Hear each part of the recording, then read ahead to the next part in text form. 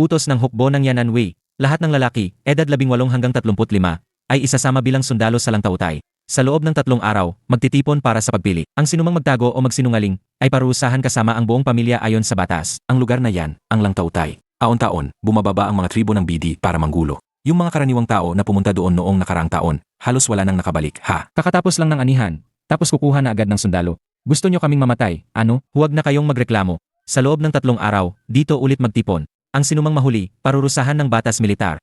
Diyos ko po, ang Jingwen ko, kahapon lang nag-18. Bakit naman ganito ang malas niya? Inay, hindi po ako pwedeng pumunta. Sa susunod na buwan na ang Wudyu. Kung pupunta ako, tapos ng lahat. Ano na iniiyak-iyak mo dyan? Umuwi tayo at mag-isip ng paraan. Buhay ako. Dapa. Buhay ako. Hindi ko inakala na muling mabubuhay at mapupunta pa sa sinaunang panahon ng kaguluhan. Ay apo ko, gising ka na pala. Nag-alala ako ng sobra sayo. Bilisan mo, bumangon ka na at mag-ayos. Pagdating mo sa kampo, magpakabuti ka, ha? Huwag mong ipapahiya ang pamilyang Chen. Ano?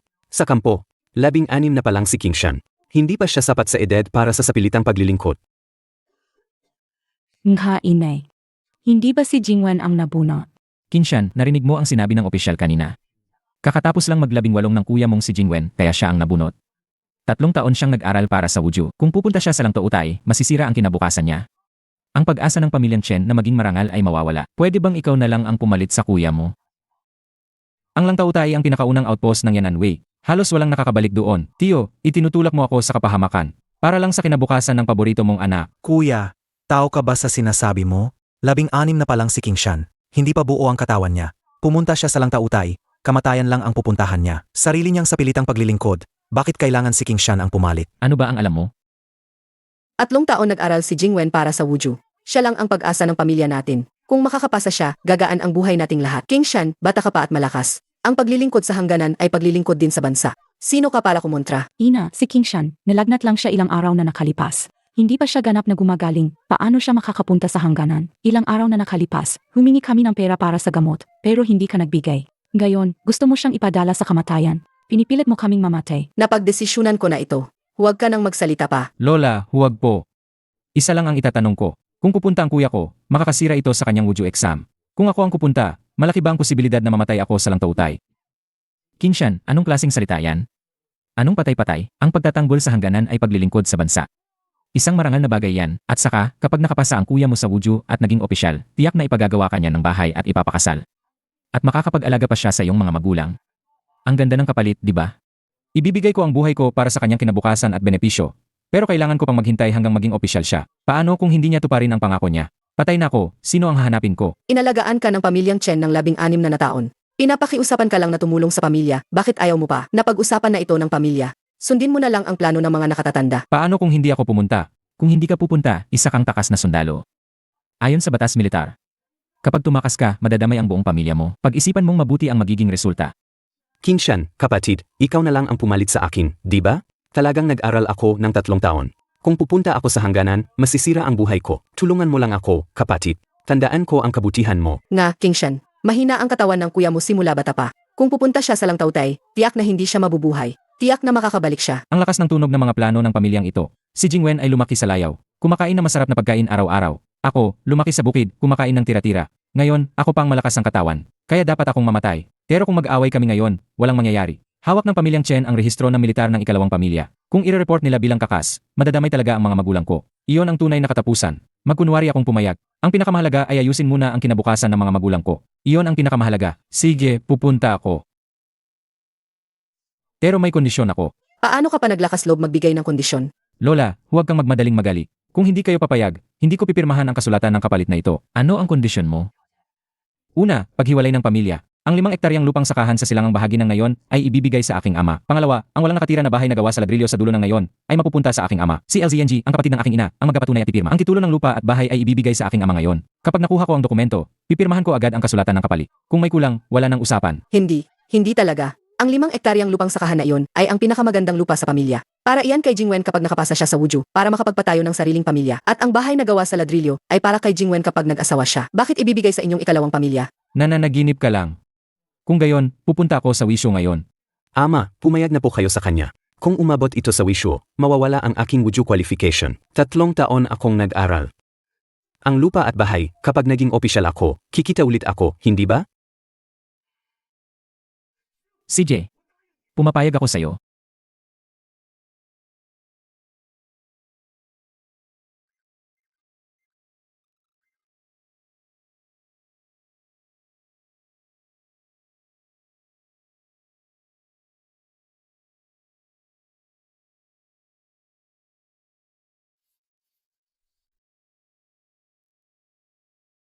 Nabalitaan ko ang pagpunta mo sa Langtuutay. Delikado ang lugar na iyon. Anong kagamitan ang gusto mong ipagawa? Sabihin mo, gagamitin ko ang pinakamagandang bakal para sa iyo. Tio Zhang, gawin mo ito ayon dito. Gawing manipis ang kalim, matigas ang bakal. Balutin ang hawakan ng magaspang na tela. Sumisisip ng pawis at hindi madulas. Maikli ang hawakan ng maikling espada na ito. Mayroon ding anti-slip na disenyo. Iba sa ordinaryong maikling espada. Magagamit ba yan? Mas maliksi ito sa malapitang labanan kaysa sa mahabang espada. Madali ring isabit sa baywang. Tio Zhang, pakibilisan po. Kailangan ko na yan sa makalawa.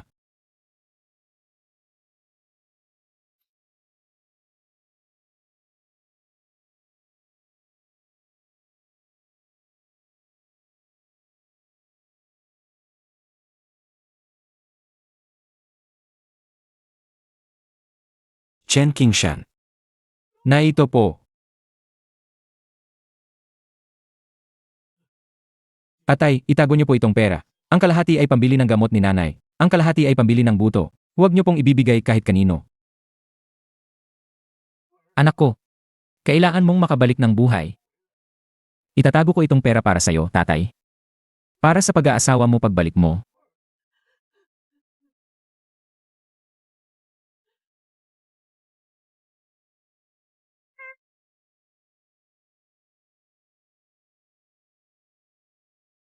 Ang mga bagong sundalo ay dapat sumunod sa patakaran. Ang pagdadala ng armas ng walang pahintulot ay kailangan erehistro. Maganda ang kutsilyo na yan. Ibigay mo muna para sa isang imbakan. Ibabalik namin yan sa'yo kapag may giyera. Kuya Qingshan, ibigay mo na lang kaya? Mga veterano sila. Hindi natin sila kayang kalabanin. Minana ko ang kusilyo na ito, hindi ko pwedeng ibigay. Ang mga armas ng pamilyang militar ay inuuna para sa pangangailangan ng labanan. Nagdala ka ng armas ng walang pahintulot at hindi mo ibinigay. Nilabag mo ang patakaran ng kampo. Ayon sa patakaran, kailangan kang parusahan. Kailan ko nilabag ang patakaran? Kung hindi ka naniniwala sa akin, edi sundin natin ang patakaran ng hukbo at maglaban. Hanggang sa punto lang, kung manalo ako, akin ang kusilyo. At mula ngayon, hindi mo naguguluhin ako at ang mga kasama ko. Kung manalo ka, sayo na ang yaling dao. Wala akong reklamo. Seg. Gusto mo pa ring lumaban sa akin? Sige, paano tayo maglalaban? Tayo, walang armas, gamit lang ang maikling kusilyo. Hanggang sa punto lang. Sa maliit mong kutsilyo. Sige, kayong lahat ang saksi. Kung manalo ako, akin ang kutsilyo. Kung matalo ako, ako si Zhao Hu. Iwasan na kita mula ngayon.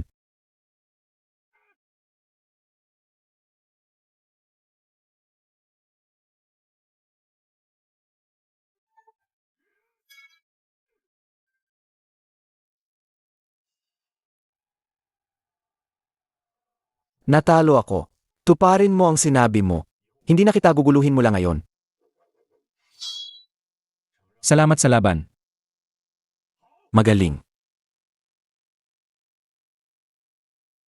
Ang galing ng galaw, may kontrol. Hanggang sa punto lang, hindi nananakit. May kakayahan siyang mamuno. Isulat, ang bagong sundalong si Qingshan ay mahusay sa martial arts. Itataas siya bilang SAZNG. Mamumuno sa 10 bagong sundalo ng kanyang pangkat. Kuya Qingshan, SAZNG ka na talaga.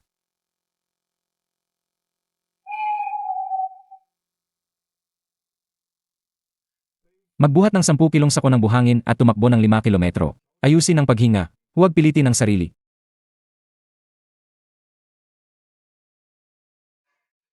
Kuya Qingshan, saan mo ba natutunan ang galing mo? Mas mahusay pa sa mga instruktor sa kampo. Dati, may nakilala akong matandang guro na naglalakbay. Tinuruan niya ako ng 2 taon. Mag-ensayo pa kayo para makaligtas sa labanan.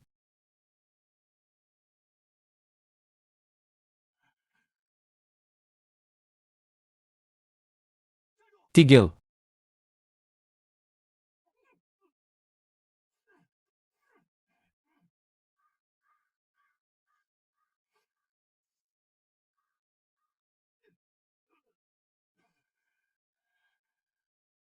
Espiya ng BD. Dalhin siya para tanungin.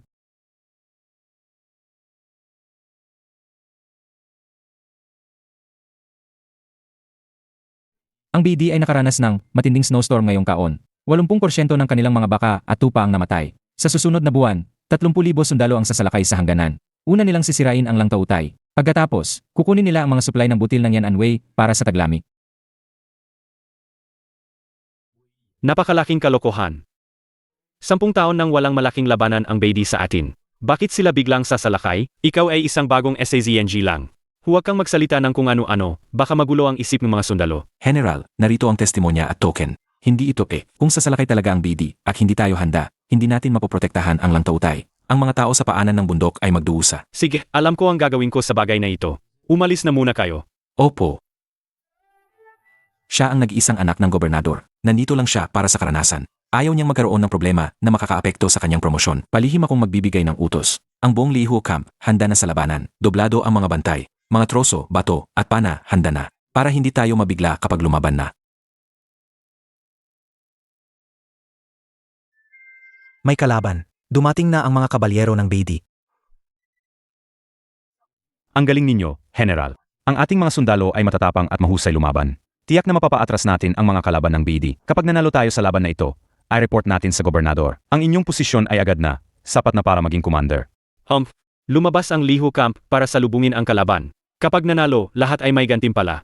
General, ito ay paunang puwersa pa lang. Siguradong may pangunahing puwersa sa likod. Masyadong delikado ang lumabas. Mas mainam na depensahan ang syudad at maghintay. Kapitan Lee, ang pagkakataon sa labanan ay mabilis mawala. Huwag ka nang mag-atubili pa. Agad na sundin ang utos. Ay.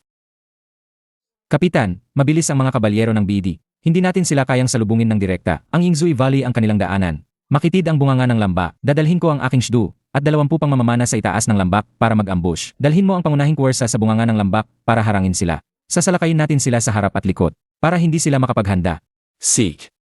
Bibigyan pa kita ng 10 pao para magbuhat ng mga troso at bato. Mag-ingat ka. Aray. Pare. Akawalan.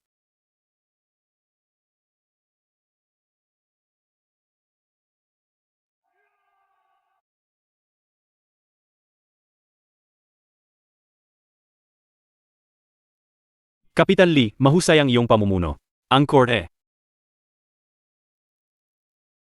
Ikaw, isang bagong sundalo, nakagawa ka ng maliit na tagumpay, ayos na yan. Kunin mo ang pilak na ito, bumili ka ng pagkain para lumakas ka. Nga pala, ang gamerito sa laban na ito ay report ko ng sabay-sabay. Si kapatid na Zhang ay isang general mula sa kabisera, marami siyang karanasan. Sa pagula, siya ang unahin ko. Siya ay mula sa isang marangal na pamilya na may titulo, mas maganda tingnan sa korte. Ikaw, isang ordinaryong sundalo, gawin mo lang ng maayos ang iyong trabaho. Salamat sa iyong biyaya, General.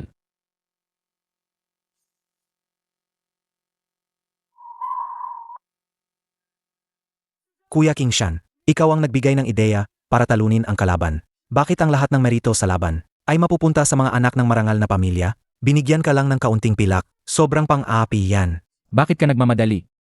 Ang merito sa laban ay hindi nila mananakaw. Kung mag-ingay tayo ngayon, tayo ang kalo.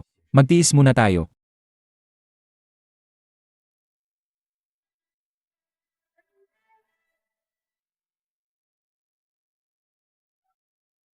Ang matandang lalaki na nasa unahan, kilala niya. Si Liman Kang ng Hish Village. Noong nakaraang buwan, nang nagkapatrolya siya kasama ang kanyang grupo, binigyan pa siya ni Liman Kang ng kalahating mainit na inihaw na kamote. Sabi niya, ang anak niya ay sundalo rin sa hangganan. Nakita niya mismo. Huwag kayong maggapana, mga kababayan natin ang nasa unahan. General, mga kababayan natin yan. Kilala ko ang matandang lalaking namumuno. Siya si Liman Kang mula sa Hish Village.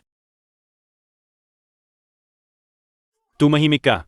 Kung nakashoot ng damit ng Beidi at may armas ng Beidi, kalaban sila. Kung magsalita ka pa ng kung ano-ano at guluhin ang moral ng hukbo, hindi kita palalampasin. Gusto lang ng mga BD na pilitin tayo na panain at patayin ang sarili nating tao, ubusin ang ating mga pana at lakas. Kapag naubos na ang ating mga pana, sasalakay na ang kanilang pangunahing puwersa. May tao. Dalhin siya at bantayan. Haharapin siya pagkatapos ng labanan.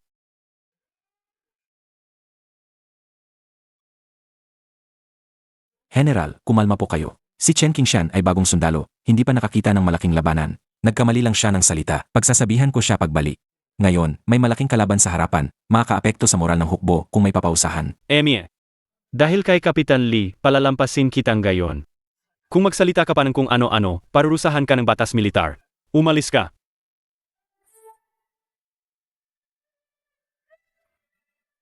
Si Zhao Mingsuan na walang alam. Sa huli, mawawasak din ang Zen Ningguan. Ang nasa isip niya lang ngayon ay ang karangalan sa giyera. Wala siyang pakialam sa buhay ng mga tao. Hindi rin niya iniisip kung paano lalaban sa mga susunod na laban. Kapitan, ano na ang gagawin natin? May inihanda kong plano. May sikretong imbakan ng pagkain dito. May sapat na pagkain para sa buong kampo sa loob ng 3 buwan. At may 3,000 pa. Hindi alam ni Zhao Mingsuan ang imbakan na ito.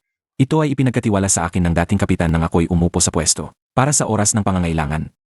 Bibigyan kita ng 60 mapagkakatiwalaang tao. Lahat sila ay matatandang sundalo na kasama ko sa loob ng 5 taon. Dagdag pa ang iyong SAZNG. Ngayong gabi, palihim ninyong ilipat ang lahat ng gamit sa Kamubao sa timog. Mataas ang pader ng Kamubao at mahiras sa lakayin. Kung sakaling bumagsak ang Zen Ningguan, makakapanatili pa tayo doon ng kalahating buwan, habang naghihintay ng tulong mula sa Yanan Wei. Paano kung malaman ni Zhao Mingsuan, ang palihim na paglilipat ng supply ng militar ay may pausang kamatayan? Kung malaman niya, ako ang mananago. Naggiwala ko sa iyo. Matalino ka at matatag ang iyong kilos. Hindi ako mapakali kung iba ang gagawa nito. Andaan, dumaan sa maliit na daan sa likod ng bundok. Huwag hayaang makita ng mga pinagkakatiwalaan ni Zhao Mingsuan. Kailangan itong matapos sa loob ng 3 araw. Opo, sisiguraduhin kong matatapos ang misyon.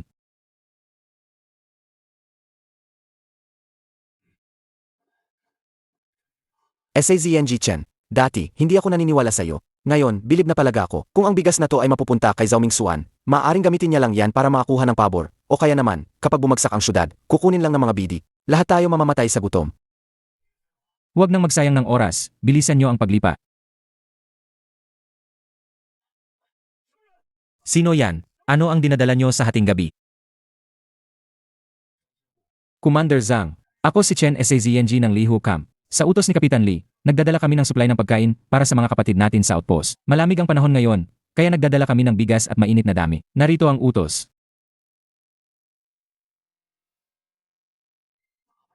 Nagkakagulo sa hating gabi.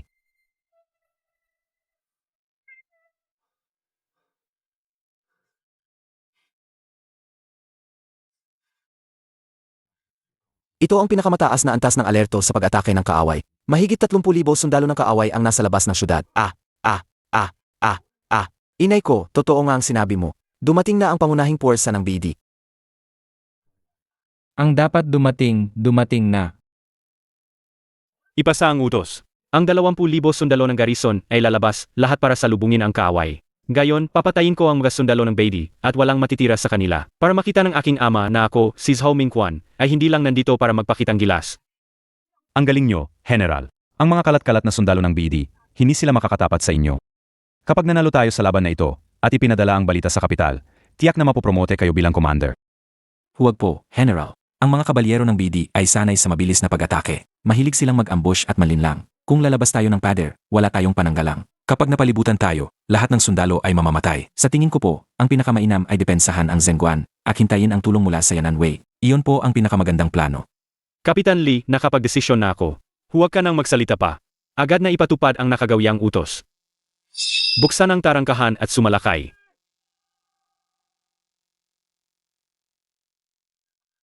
Kuya King Shan, kung lalabas ang 20,000 kapatid na ito, baka hindi na sila makabalik.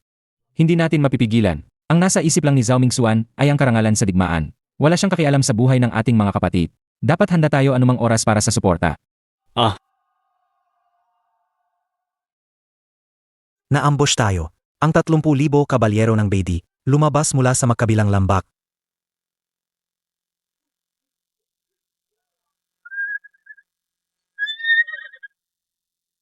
Nasaan si General Zhao? Saan si General Zhao? Hindi ko alam. Pagkahiwalay namin, hindi na namin nakita si General. Mabilis. Protektahan natin si General. Kuya King Shan, saan ka pupunta? Pag-atake ngayon, mamatay lang tayo. Kung mamatay siya, magagalit ang korte at magtatanong. Mawawalan ng gana ang mga sundalo. Sinamantala ng BD ang kahinaan natin. Ang mga tao sa mahigit 10 baryo sa likod, lahat sila ay makapahama. Zhao Hu, sumama ka sa akin kasama ang 5 kasama, susugod tayo. Wang Ershu, pamunuan mo ang natitira, mag-abang kayo sa pintuan ng syudad. Maghulog ng 60 na troso, para harangin ang humahabol na BD. Say.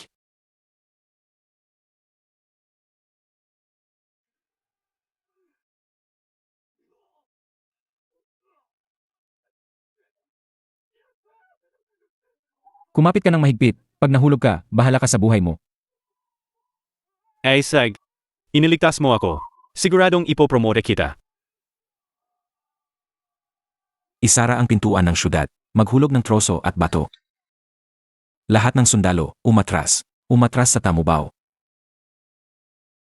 Sapat ang pagkain para sa 3 buwan. Sapat din ang mga pana. Pero kulang na kulang tayo sa sundalo. Masyadong mahaba ang pader ng Kamubao. Kailangan ng hindi bababa sa 1,500 tao para bantayan ito. Kulang na kulang ang mga taong ito. Kung humabol ang mga sundalo ng BD, hindi magtatagal ang mga taong ito. Chen Qingshan, matalino ka, magaling ka sa pakikipaglaban at may respeto ka sa mga sundalo. Bibigyan kita ng 20 mapagkakatiwalaang veterano. Dumaan kayo sa daan ng kuta para tipunin ang mga nagkalat na sundalo. Andaan, ang gustong manatili at bantayan ng kuta, ibalik nyo, bigyan ng pagkain at gamot sa suga. Ang ayaw manatili, bigyan ng 2 kilo ng tuyong pagkain bawat isa. Pabalikin sila sa direksyon ng Yanan Way. Huwag kang mahulog sa kamay ng BD at mamatay. Masusunod, General. Kuya, sasama ako sa'yo. Sasama rin ako. Pamilyar ako sa lugar na ito. Marami rin akong kakilalang lumang sundalo, kaya kung makipag-usap sa kanila.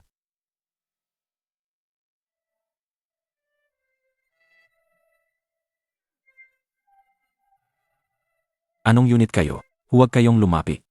Kami ay mula sa Lihuo Camp. Ako si SAZNG Chen Qingshan. Sa utos ni Kapitan Lee, naito kami para tipunin ang mga kapatid. Ngayon ay umatras kami sa Tamubao. Ito ang huling linya ng depensa sa hangganan. Kung hindi natin ito mapoprotektahan, lahat ng tao sa mahigit 10 na yon sa likod ay makapahama.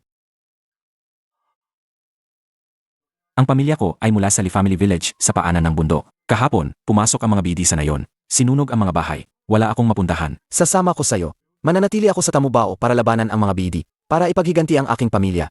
Sig. Teka, kayo ba mga tao ni Zhao Mingxuan? Dati, pinapunta niya kami sa unahan bilang kanyon.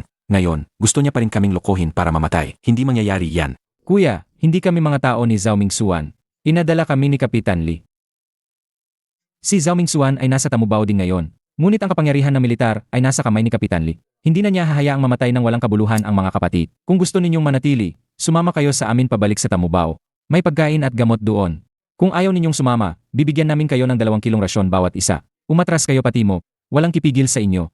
Matandang Zhang, hindi mo na ba ako kilala? Ako si Zhao Hu. May utang ka pa sa akin na 2 tael ng pilak, di ba? Ako ang magagarantiya sa inyo. Si Shai Zhang Chen, noong huling beses na nag-ambush, pinatalsik niya ang mga BD Vanguard. May kakayahan siya. Hindi niya hahayaang mamatay ang mga kapatid natin nang walang saysay. Zhao Hu, ikaw nga. Sige, pinagkakatiwalaan kita. Sasama kami sa inyo. Mas mabuti to kaysa mamatay sa lamig o gutom dito sa tabi ng daan. O kaya'y mabihag ng mga BD. Kapatid na Chen, matulungin ka. Sa daan, kung makakita kami ng ibang nagkakalat na sundalo, ipaparating namin ang mensahe mo. Sabihin namin na kung sinong gustong magbantay sa hangganan, hanapin lang si Shi Zhang Chen sa Tamubao.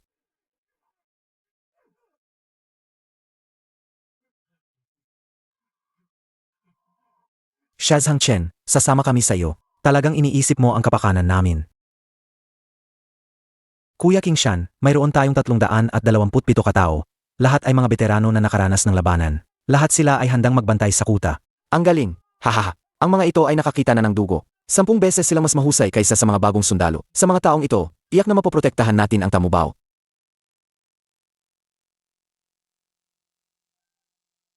Tara, bumaba na tayo ng bundok.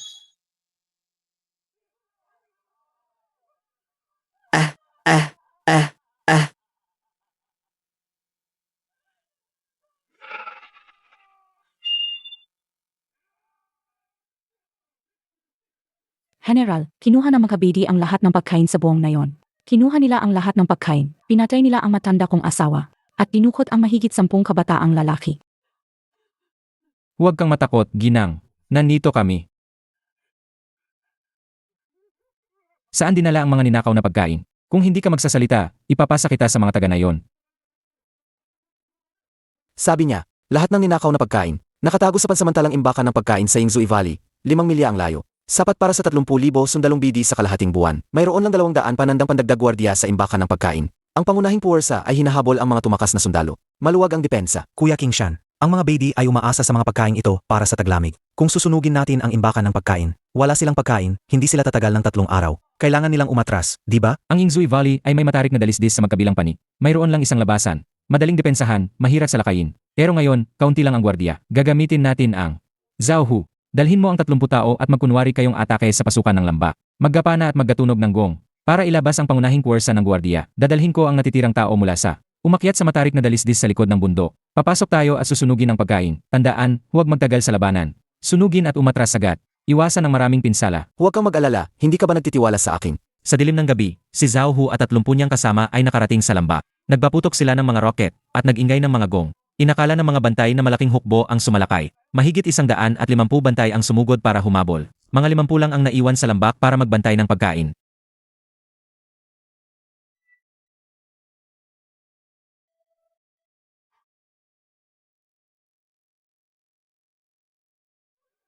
Ah,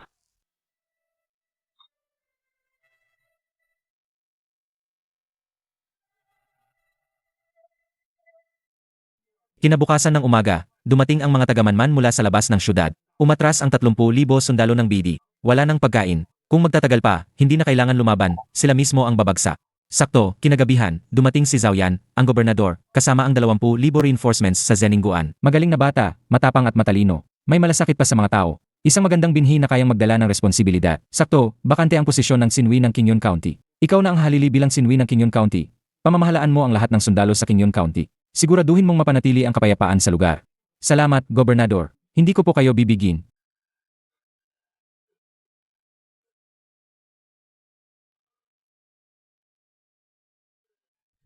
Ito na ang ika-17 na umalis ngayon.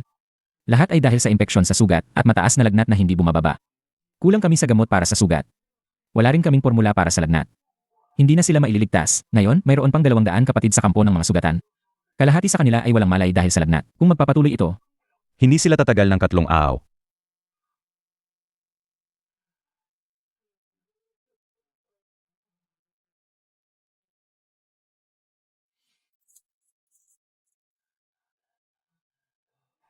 Ay, 3 na naman ang namatay ngayon. Lahat ay dahil sa impeksyon at lagnat. Naubos na ang gamot. Kung magpapatuloy ito, kalahati ang mamamatay.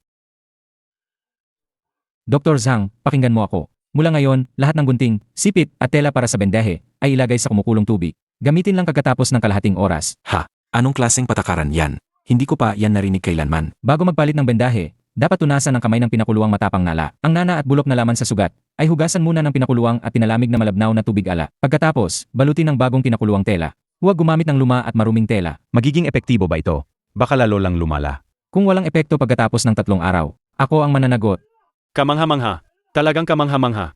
Kahapon lang, bumaba na ang lagnat na mahigit 40 katao. Ang mga naunang dose-dosenang, mga bahagyang sugatan na malapit ng mamatay, ngayon, nakakaupo na sila at nakakain na ng lugaw. Yung mga malubhang sugatan, mayroon pa ring mahigit 30 na malubhang sugatan. Paulit-ulit pa rin silang nilalagnat. Hindi sapat ang paglilinis lang ng sugat.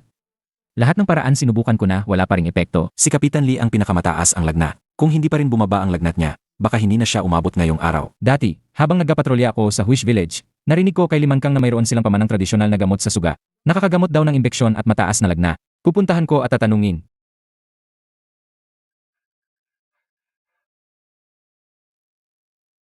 Ito ang reseta na 3 henerasyon nang ipinapasa sa pamilya namin. Durugin at ipahid sa suga. Tapos, pakuluan at inumin. Inaka-epektibo ito sa pagganggal ng lason at pagkapababa ng lagnat. Sa aming nayon, kapag nakagat ng lobo o nasugatan habang nagpuputol ng kahoy at nagka-imbeksyon, ito ang ginagamit namin. Hindi pa kami nagkakamali. Maraming salamat to, matanda.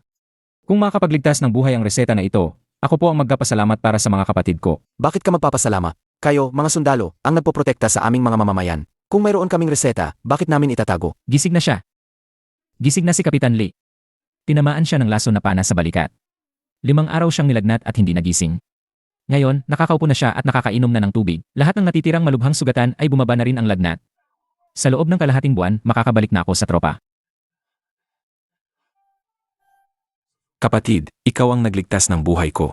Mula ngayon, kung kailangan mo ako, si Letitian. Kahit sa bingit ng kamatayan, hindi ako magdadalawang isip. Masyado kang magalang, Kapitan. Tungkulin ko lang yon. Si Chen Qingshan, Sinwi ng Qingyun County, tanggapin ang utos.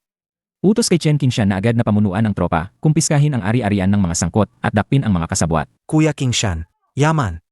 Sa bodega ni Chen Xiaoye, may 10,000 tile ng pilak at 3,000 tonelada ng bigas, libu-libong rolyo ng tela. Sa kwarto, mahigit 20,000 tile. Lahat-lahat, 140,000 tile ng pilak. Ang perang ninakaw ng mga tiwaling opisyal na yan, sapat na para sa ating mga kapatid sa loob ng 2 taon. Ang mga ito ay galing sa dugo at pawis ng mga tao. Walang kahit isang sentimo ang dapat aksayahin.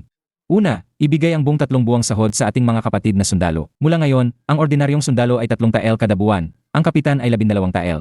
Walang bawas. Ayos. Kung malaman to ng mga kapatid, tiyak na matutuwa sila ng husto. Pagkatapos, maglaan ng 1,000 dan ng bigas.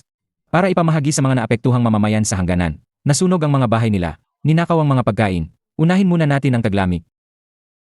Naintindihan. Kumuha pa ng 20,000 liang para magtayo ng training ground. Magbukas ng pandayan. Gumawa ng standard na espada na may pinatibay na bakal. Ang matitira ay itabi para sa reserbang pagkain ng hukbo. Grabe, ang galing ng espadang to. Dati, ang mga lumang espada natin, 2 beses lang tumama sa balat ng BD, mapurol na agad. Pero tong espadang to, parang naghihiwa lang ng tokwa.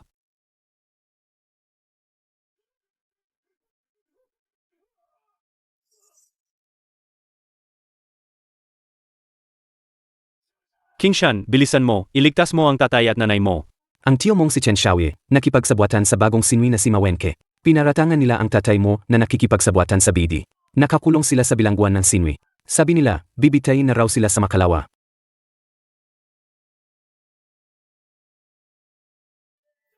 Sakay. Kuya King Shan, bilisan mo pa. Sa Makalawa na ang pagbitay. Kung mahuli tayo, magdurusa ang tiyo at tiya. Hindi tayo mahuhuli.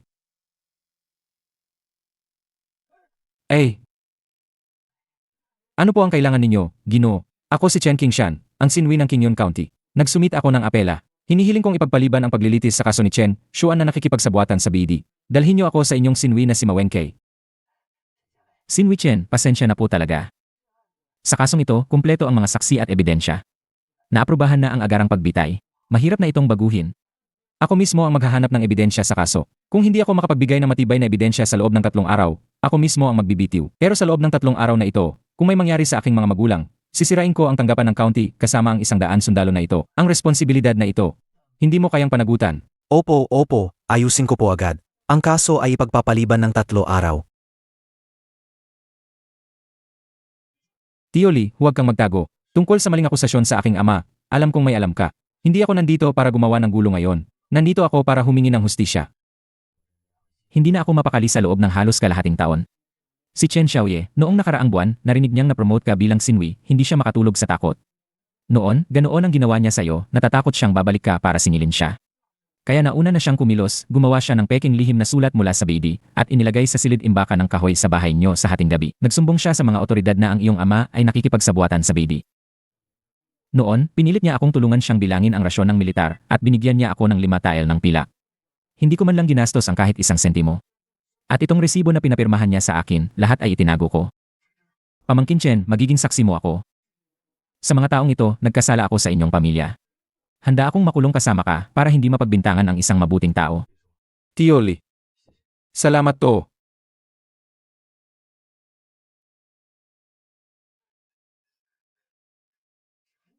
Chen Qingshan, naglakas loob kang pumasok sa bahay ng sarili mong tiyo. Wala na bang batas? Batas. Noong pinaratangan mo ang katay ko na nakikipagsabuatan sa BD, bakit hindi mo naalala ang batas? Legal akong nagsasagawa ngayon ng paghahanap ng ebidensya ng iligal na pagbebenta. Legal akong nagsasagawa ngayon ng paghahanap ng ari-arian ng mga sangkot sa pagbebenta ng asyon ng militar. Ang sinumang hadlang ay ituturing na kasabwat. Kuya King Shan, may nahanap ako. Nandito ang resibo ng suhol ni Chen Jingwen sa punong taga-suri ng Wuju. Pati na rin ang mga leaked na tanong sa pagsusulit. At nandyan din ang ledger ni na Chen Xiaoye at Ma Wenke. Pati ni Commander Liu mula sa Weisuo, sa pagnanakaw at pagbebenta ng rasyon ng militar. Malinaw na nakasulat ang bawat transaksyon. Mayroon ding isang hindi tapos na lihim na liham para sa BD. At ang sulat kamay ay eksaktong kapareho noong ginamit para iparatang sa tiyuhin ko.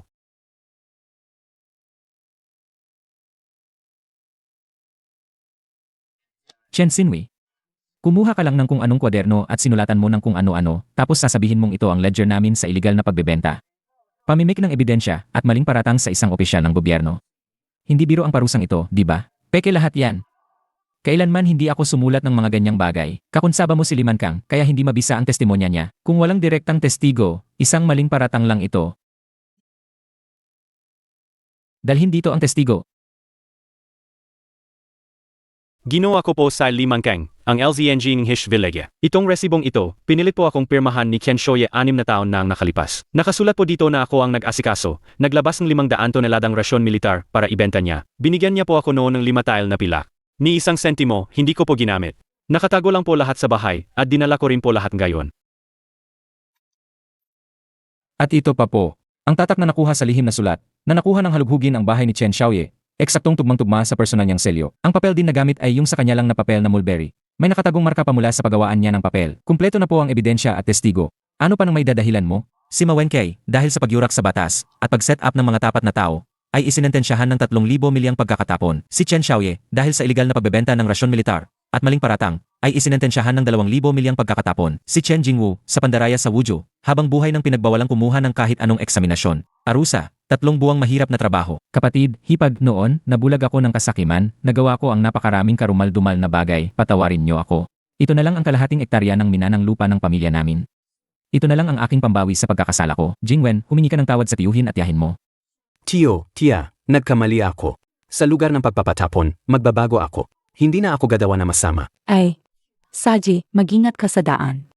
Magbago ka ng husto. Maging bagong tao ka. Magaling na bata, nag-imbestiga ng korupsyon at nagsanay ng mga sundalo. Kaya niyang humawak ng responsibilidad. Itataas kita bilang Wishu Commander, kasama ang espada. Pamamahalaan mo ang buong 20,000 sundalo ng Yulin Wei. Salamat, Ginoo. Mayroon akong kahilingan. Sana ay ulat ninyo ito sa korte. Ang sistema ng kasulatan ng kapalit para sa mga sundalo ay hindi makatarungan. Maraming mahihirap na pamilya ang pinipilit ng mayayaman na maging kapalit at mamatay. Hinihiling ko sa korte na baguhin ang sistema ng kasulatan ng kapalit. Huwag payagan ang pribadong pagkapalit ng kasulatan ng kapalit. At bigyan ang lahat ng mahihirap na sundalo ng 2 ektarya ng lupa bawat isa. Para makapagbantay sila sa hangganan ng may kapayapaan ng isip. Nang walang alalahanin, agad ko itong iulat sa korte. Ito ay isang malaking kabutihan para sa bansa at sa mga AO. Wala pang isang buwan, dumating na ang pahintulot mula sa korte. Nang ipatupad ang bagong sistema, lahat ng mahihirap na sundalo ay tuwang-tuwa. Ang kanilang sigasig sa pagbabantay sa hangganan ay dumami ng ilang beses. Ulat, ang dakilang khanang BD ay personal na namumuno sa 50,000 sundalo pati mo. 3 araw na lang ang layo mula sa Zeningguan.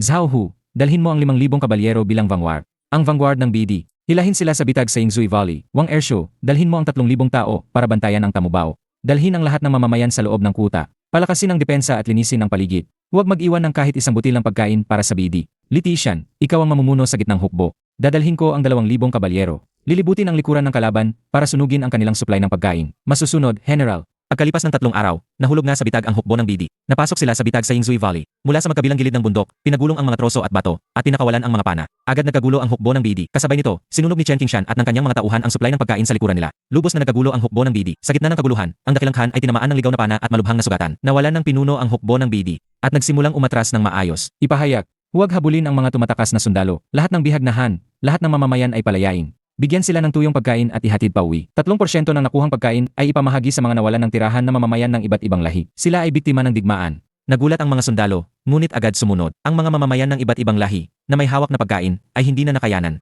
Lahat sila ay lumuhod at nagpasalamat. Pagkalipas ng 10 araw, ang natitirang puwersa ng BD ay naghalal ng isang matalino na pangalawang prinsip bilang kanilang pinuno. Nagpadala sila ng mga sugo na may dalang baka, tupa, at mga handog sa empeador, kasama ang kasunduan sa kapayapaan. Nais nilang makipag-alyansa ng walang hanggan sa dinastyang Dakian, at hindi magsalakayan. Binuksan ang mga hangganan para sa kalakalan. Mga ngalakalzang, pwede bang ipagpalit ang 3 kilong lana sa 2 kilong briktiya? Seg. Bibigyan pa kita ng 2 piraso ng candy. Iuwi mo para sa anak mo.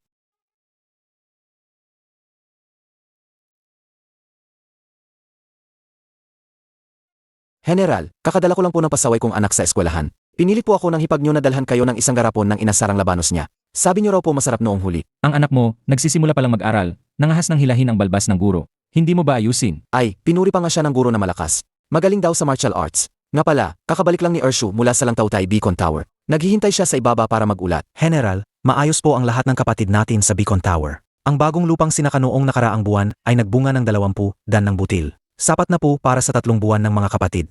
Ay, nga pala, nanganak po ang asawa ko kahapon ng isang babae. 7 kilo at 2 onsa. Malusog na malusog. Binabati kita. Papadalhan ko ng 2 banga ng alak mamaya. Salamat, General. Qingshan, nagbukas na ang 3 bagong paaralan ngayon. May 120 anak ng sundalo ang nag-enroll. Ang klinika ni Limankang, ngayong buwan, 20 pang doktor sa nayon ang sinanay. Ang herbal na gamot niya, talagang epektibo. Noong nakaraang buwan, may dysentery, mahigit 200 tao ang naligtas dahil sa gamot na yon. Ngayon, tinatawag na siyang Lishenyi ng mga tao. Talagang epektibo ang gamot ni Tioli. Dapat siyang bigyan ng parangal. Hahaha.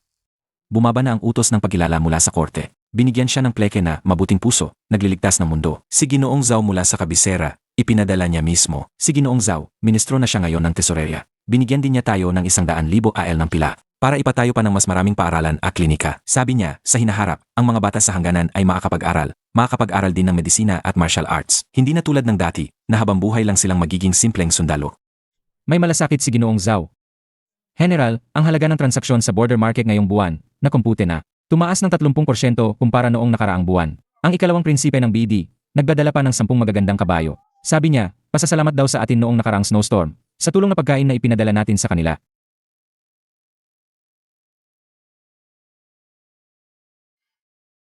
Magaling. Ikaw na ang namamahala sa border market ngayon. Mas nagiging maayos na ang lahat. Lahat po ito ay dahil sa mahusay na pagtuturo ni General. Dati, wala akong alam. Kung hindi mo ako iniligtas, baka nagtatapon pa rin ako ng oras sa kabisera. Ang makagawa ng kahit kaunti para sa mga tao sa hangganan, ay mas mahalaga kaysa sa lahat. General, pinapahatid po ng ginang ang inyong tanghalian. Sabi niya, si Tio Chen Xiaoye mula sa lugar ng pagpapatapon ay nagpadala ng kalahating sako ng kabute. At may sulat din po mula kay kapatid na Jingwen. Sabi niya, isa siyang sundalong bantay sa pinakakanlurang tore ng bantay. Nakagawa pa nga raw po siya ng maliit na kabayanihan noong nakaraang buwan.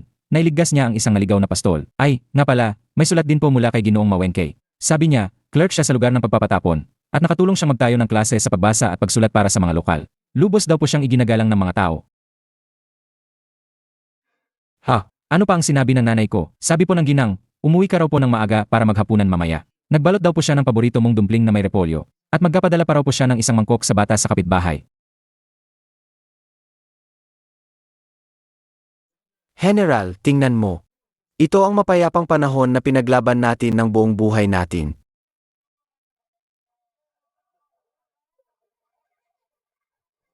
Nga, ito ang mundo ng mga tao na dapat nating protektahan.